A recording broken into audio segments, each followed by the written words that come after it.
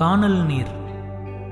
தேவனுடைய அன்பிலே உங்களை காத்துக்கொண்டு நித்திய ஜீவனுக்கு ஏதுவாக நம்முடைய கர்த்தராகிய இயேசு கிறிஸ்துவினுடைய இரக்கத்தை பெற காத்திருங்கள்.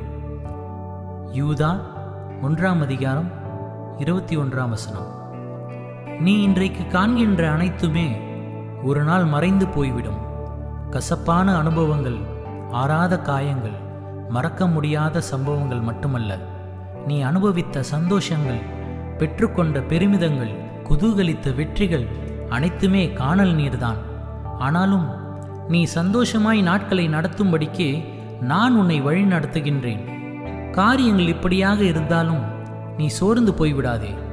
நான் இவைகளை உனக்கு கற்றுக் கொடுப்பதற்கு காரணம், கானல் நீராய் காணாமல் போகின்ற இவைகளுக்காக உன் பரம கானான் பயணத்தை மறந்து விடாதே. அழிந்து போகின்றவைகளுக்காக அழியாத ஜீவ கிரீடத்தை இழந்து விடாதே. கானல் நீரா, பரம கானானா? தீர்மானித்துக்கொள்.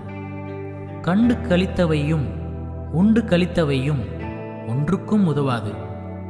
சென்று பார்த்தவையும் நின்று ரசித்தவையும் வந்து உதவாது. வென்று குவித்தவையும் நன்கு சேர்த்தவையும் ஒரு காலம் உதவாது. பரமன் கையசைவில் பரலோகம் கண்ணெதிரில் விட்டு செல்வோம் விண்ணுலகம் நோக்கி. ஜெபம். பரிசுத்த பிதாவே, நான் காண்கின்ற கானல் நீர் சூழ்நிலைகளுக்காக பரம கானான் பிரயாணத்தை விட்டுவிடாமல் மத்திய ஆகாயத்தில் உம்மோடு இணைந்திட எனக்கு கிருபை தாரும். இயேசுவின் நாமத்தில் ஜெபிக்கிறேன். ஆமேன்.